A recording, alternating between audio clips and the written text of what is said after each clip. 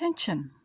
One of the things that can make or break a piece. Having nice even tension as you work is what creates beautiful garments and pieces that they sit how you want them to, and the stitches, the beauty of the stitches is highlighted by the evenness of the tension as you work. Equally though, it's something that is very variable and can change very rapidly, and depending on how you feel, the weather, the materials that you're using, you can have a greater, easier or more difficult time with working your tension. So here's a couple of different ideas, points that might help if you're having difficulty getting your tension even.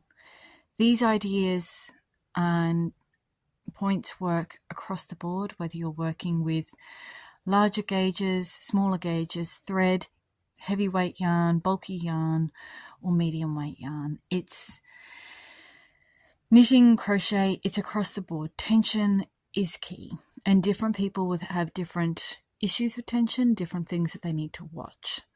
So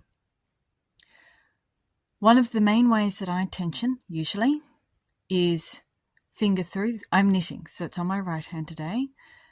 Finger through, like this, and then like this. That is one of the ways that I will tension the most. For my left hand, if I was crocheting, same thing, it's just with the left hand. So finger through, over, and then like this. So you end up with the same pattern where it's wrapped around your pinky. Now, if I was working something that was a very lightweight, or I was really struggling with my tension not being tight enough, I would wrap it around my pinky again, or again, or I would wrap it around my pinky and then around my middle finger.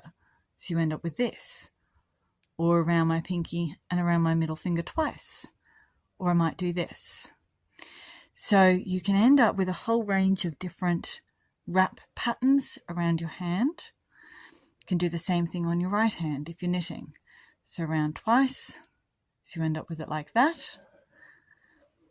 Or you can go like this, like this. You can wrap it around. Then you can wrap it around your middle finger as well. So you end up with it like this. You can put your ring finger over it like this. Any number of wrap patterns. I know a number of people that don't wrap it around these fingers at all, and they only wrap it around their forefinger, and then they work like this. Of course, crochet, it would be the same thing, but on the other side. Just wrap it around their forefinger like this, and then they work. I don't tend to do that. That's just my personal preference.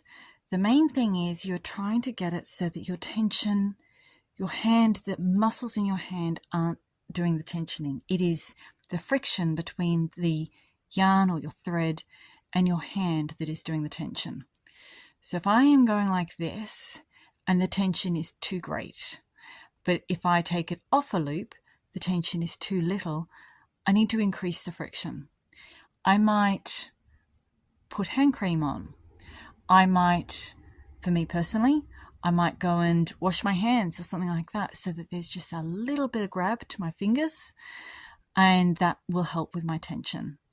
I might put it around twice like this, but I might make sure that these loops on my pinky, instead of sitting like this, that they're sitting all spread out like that.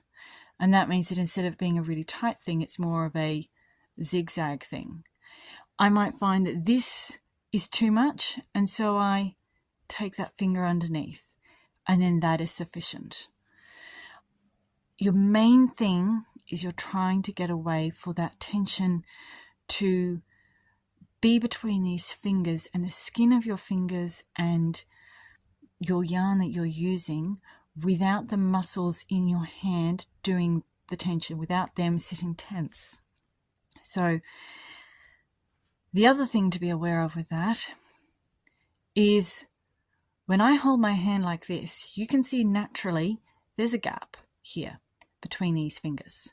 So for me to do this, I can feel that all the way up in my arm, all the way in my hand, and to be honest, there's still a gap here where this is loose and just floats around.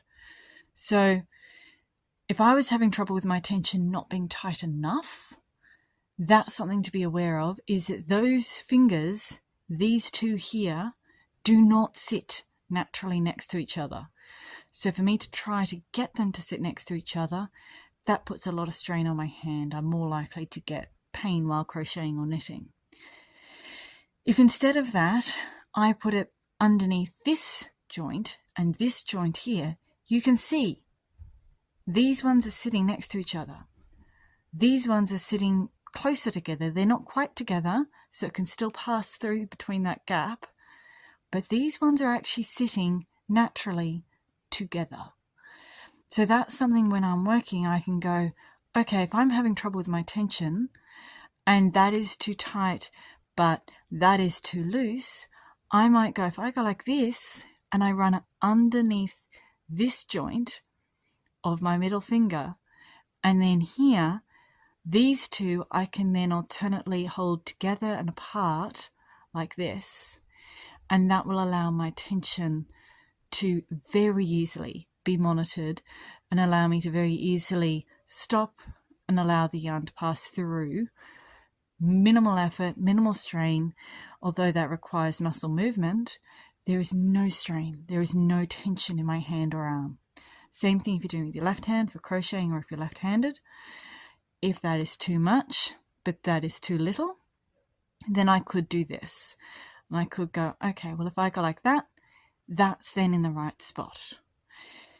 And you can see that's at an angle, so you end up with this kind of diagonal tension effect. It might still be too much, and so you might end up doing this, but that's too little. But that then is right. So you've got to try and work with your hand, with the tensioning that you have available, so that you can get this to work. You do, of course, also have such things as tension rings and other items like that which you can use.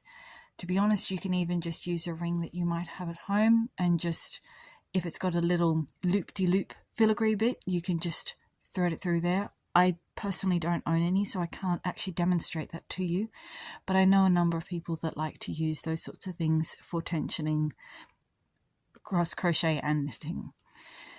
Personally, this is what I use, is this, and then I wrap it again, sometimes multiple times, and then if I'm having trouble with that being too much tension, if this is too much tension, that's when I will then start to do things like this and see whether that then works for my tension, or see whether if I go like take it out from my pinky and I go like this, whether that is sufficient, and trying different methods like that, different wrapping methods to find one that works.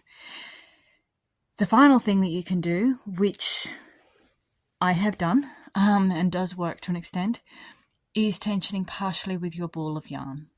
So if your ball of yarn is very free moving, then you can place it in something so that it has a slight tension as it's coming out. Place it in a project bag with the opening flopped over it. So if I was to get something like this bag here and put that ball of wool in it, when that comes out, depending on how I place that, there's going to be a slight tension in this coming off the ball of wool, which is also going to help tension it. So there's a number of different ways that you can tension your yarn so that you're able to crochet and knit. All of those methods can be done right or left hand, interchangeably, and it just depends on what it is that you find works. Again, remember, it's the friction between your skin and the yarn that you're wanting to use to create the tension. So if you're having trouble with your tension being not tight enough, you're wanting to increase that friction. Look for the friction points, natural friction points between your fingers. Hold your hand so you can see how your hand is naturally. I can see all my high friction points are here, between these top joints. It's not down here. So if I'm wanting to increase tension, I'm going to drape it through these top joints.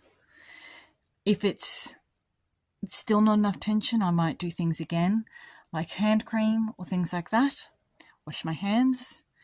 Or if it's too much tension, then the reverse.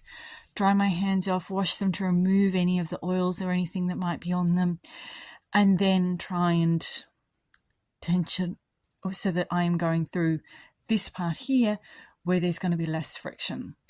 Not wrapping it, just simply looping it between the fingers.